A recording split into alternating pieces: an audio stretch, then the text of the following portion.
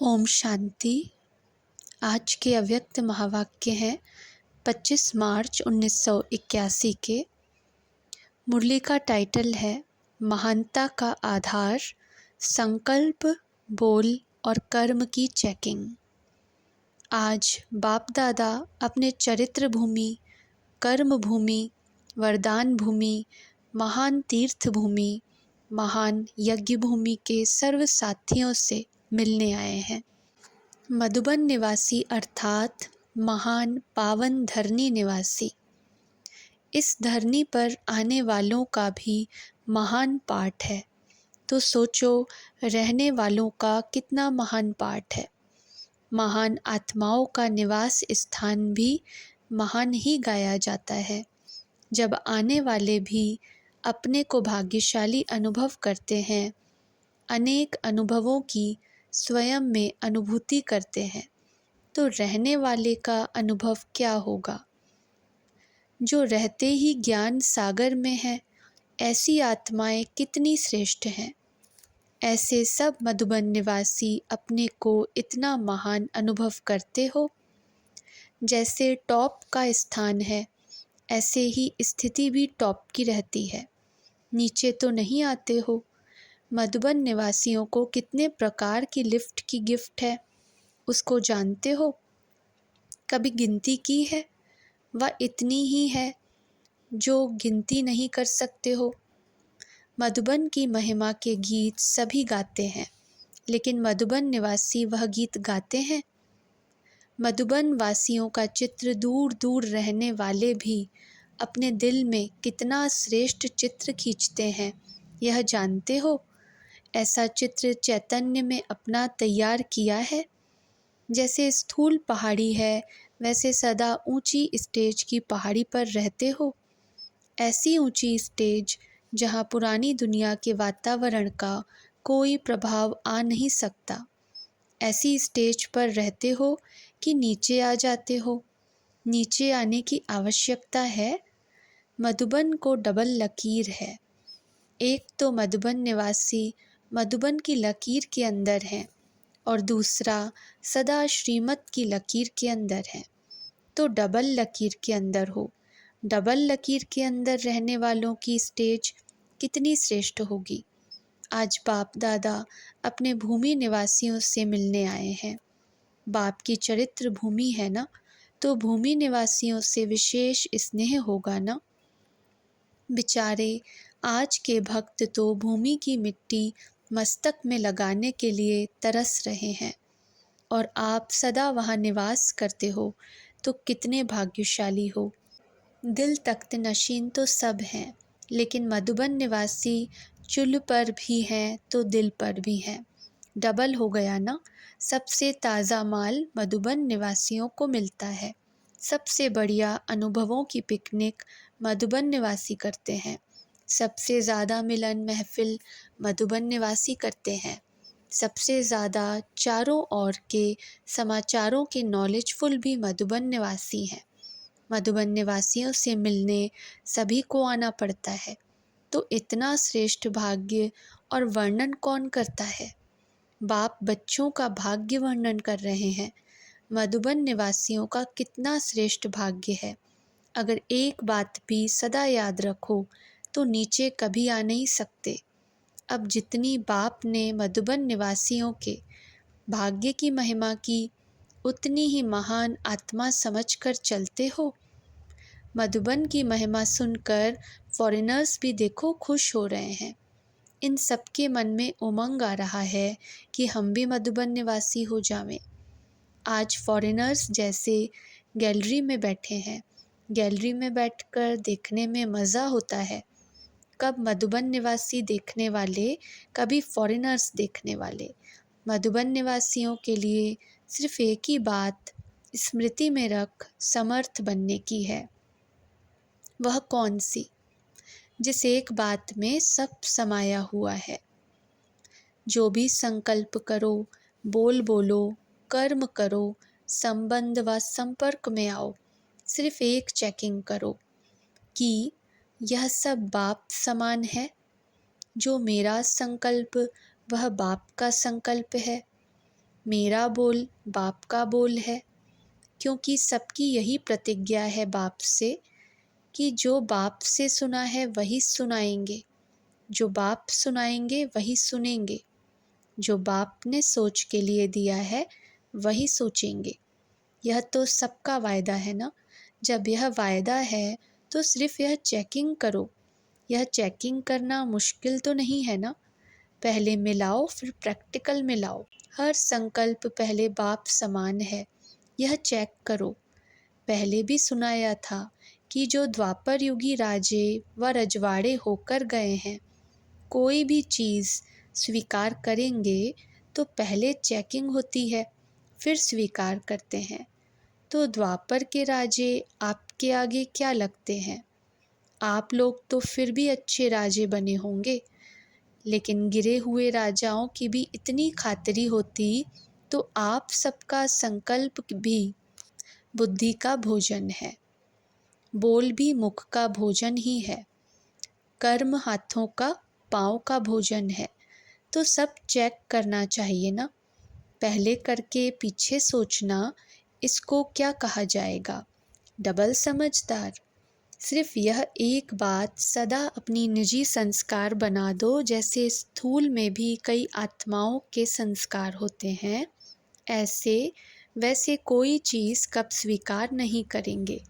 पहले चेक करेंगे, देखेंगे, फिर स्वीकार करेंगे।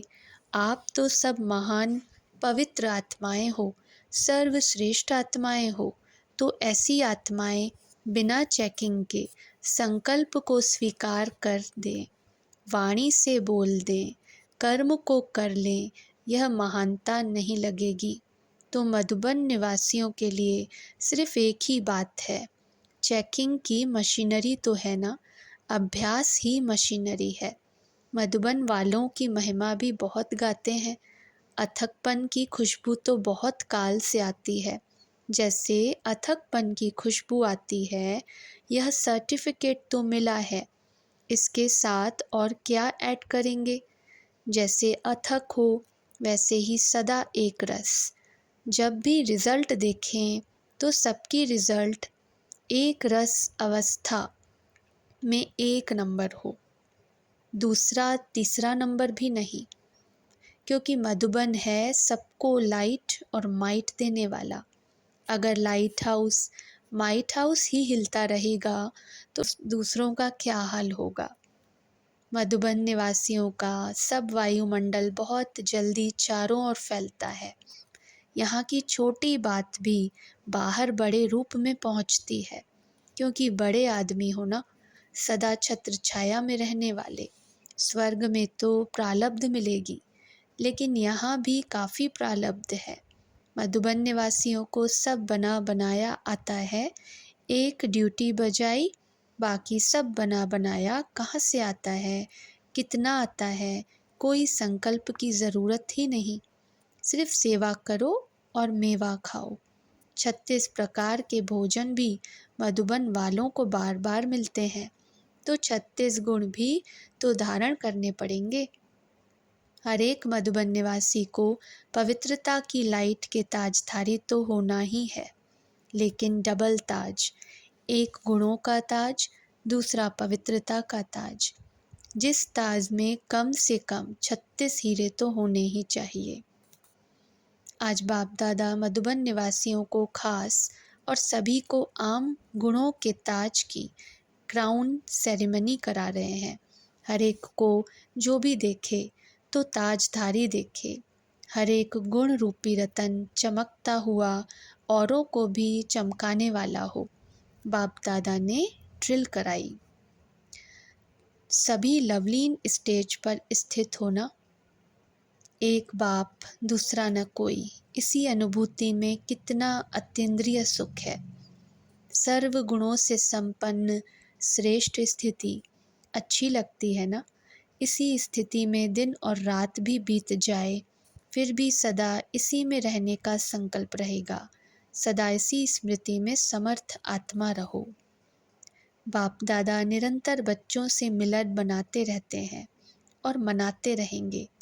अनेक बच्चे होते भी हर एक बच्चे के साथ बाप मिलन मनाते ही हैं, क्योंकि शरीर के बंधन से मुक्त बाप और दादा दोनों एक सेकंड के अंदर अनेकों को भासना दे सकते हैं। बाप दादा की दीदी जी के साथ मुलाकात। रॉयल फैमिली बन चुकी है या अभी बन रही है? राज्य कारोबार चलाने वाले निकल चुके हैं या अभी निकलने हैं? एक है चलाने वाले, एक है कारोबार में आने वाले। जो तख्त नशीन होंगे वह राज्य चलाने वाले, और जो संबंध में होंगे वह है राज्य कारोबार में आने वाले। तो राज्य कारोबार चलाने वाले भी अभी बन रहे हैं ना। राज्य कारोबार चलाने वालों की विशेषता क्या होगी?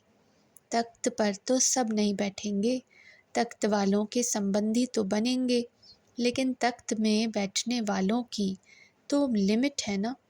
रॉयल फैमिली में आने वाले और राज्य सिंहासन पर बैठने वाले, उन्हों में भी अंतर होगा। कहलाएंगे तो वह भी नंबर 1, नंबर 2 विश्व महाराजन की रॉयल फैमिली, लेकिन अंतर क्या होगा? तख्त नशीन कौन होंगे? उसके भी कोई कायदे होंगे ना। इस पर सोचना। संगम युग पर तो दिल तख्त के अधिकारी सबको बाप बनाते हैं। भविष्य में राजे महाराजे तो बनेंगे, लेकिन फर्स्ट नंबर वाला तख्त जो फर्स्ट लक्ष्मी नारायण वाला होगा, उसके तख्त नशीन कौन होंगे? छोटे छोटे तख्त और राज्य दरबार तो लगेगी, लेकिन विश्व महाराजन के तख्त का विशेष आधार है हर बात में, हर सब्जेक्ट में बाप को पूरा फॉलो करने वाले।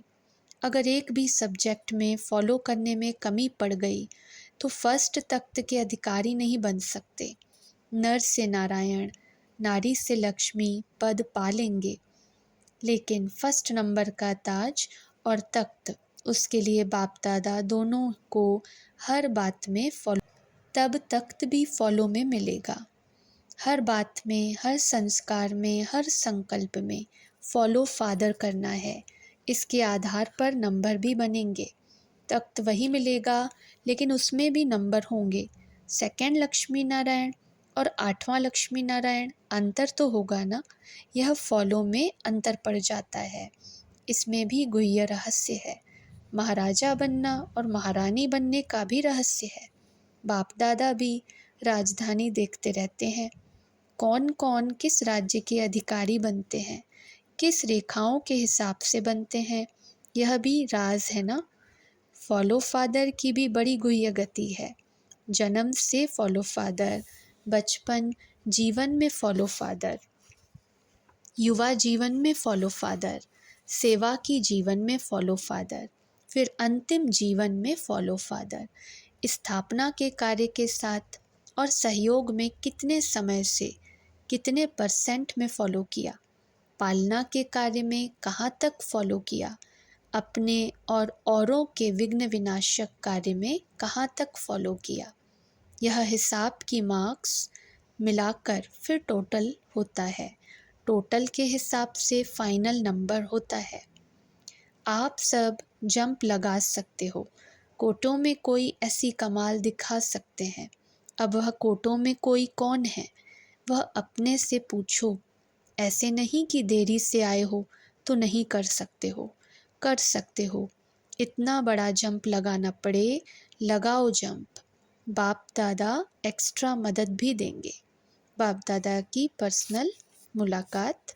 जैसे बाप बच्चों की श्रेष्ठता को जानते हैं, वैसे आप सभी जानते हो। इतना नशा रहता है वह समझते हो, कभी रहता है कभी नहीं रहता। बातों को देखते हो या बाप को देखते हो, किसको देखते हो? क्योंकि जितना बड़ा संगठन है तो बातें भी तो इतनी ही होंगी ना। बातों का होना यह तो संगठन में होगा ही। बातों के समय बाप याद रहता है। यह नहीं सोचो कि बातें खत्म तो बाप याद आए, लेकिन बातों को खत्म करने के लिए ही बाप की याद है। बातें खत्म ही तब होंगी जब हम आगे बढ़ेंगे। ऐसे नहीं बातें खत्म हो तब हम आगे बढ़ें, हम आगे बढ़ेंगे तो बातें पीछे हो जाएंगी। रास्ता नहीं आगे बढ़ता है, चलने वाला आगे बढ़ता है।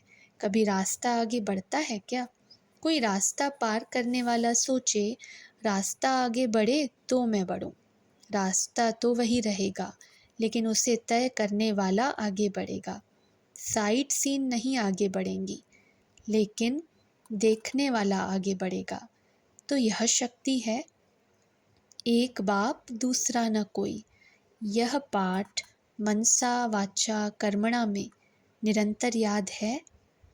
दूसरा कोई व्यक्ति नहीं है, यह भी एक सब्जेक्ट है, लेकिन कोई वैभव है, कोई विघ्न है, कोई व्यर्थ संकल्प है। अगर एक पाप और दूसरा व्यर्थ संकल्प भी होगा तो दो हो गए ना।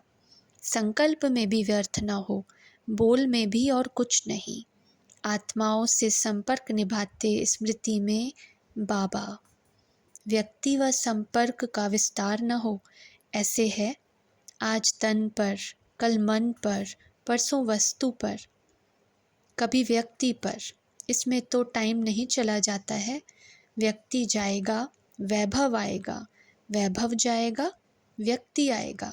यह तो लाइन होती है, क्योंकि माया जानती है थोड़ा भी चांस आने का मिला तो वह बहुरूप से आएगी, एक रूप से नहीं। यहाँ से, वहाँ से, कोने से, छत से, बहुरूपों से, बहुत तरफ से आ जाएगी। लेकिन परखने वाला एक बाप दूसरा न कोई, इस पाठ के आधार पर उनको दूर से ही नमस्कार कराएगा। करेगा नहीं, कराएगा। तो एक बाप दूसरा न कोई, यह चारों तरफ का वातावरण हो। क्योंकि नॉलेज तो सब मिल गई है। कितनी पॉइंट्स हैं, पॉइंट्स होते हुए पॉइंट्स रूप में रहे। यह है उस समय की कमाल, जिस समय कोई नीचे खींच रहा हो। कभी बात नीचे खींचेगी, कभी कोई व्यक्ति निमित्त बन जाएगा, कभी वायुमंडल, कभी कोई चीज़। यह तो होगा, यह न हो ऐसा हो नहीं सकता। लेकिन आप उसमें एक रस रहो, उसकी युक्ति सोचो, कोई नई इन्वेंशन निकालो। ऐसी इन्वेंशन हो जो सब वाह वाह करें। यह अच्छी युक्ति सुनाई। मुरली का सार है, पहला पॉइंट, जो भी संकल्प करो, बोलो, कर्म करो, संबंध व संपर्क में आओ, सिर्फ चेकिंग करो, ये बाप समान है। दूसरा पॉइंट, डबल ताजधारी बनो, एक गुणों का ताज, दूसरा पवित्रता का ताज धारण करो। तीसरा पॉइंट, विश्व महाराजन के तख्त का विशेष आधार है। हर बात में, हर सब्जेक्ट में बाप को पूरा फॉलो करना। ओम शांति।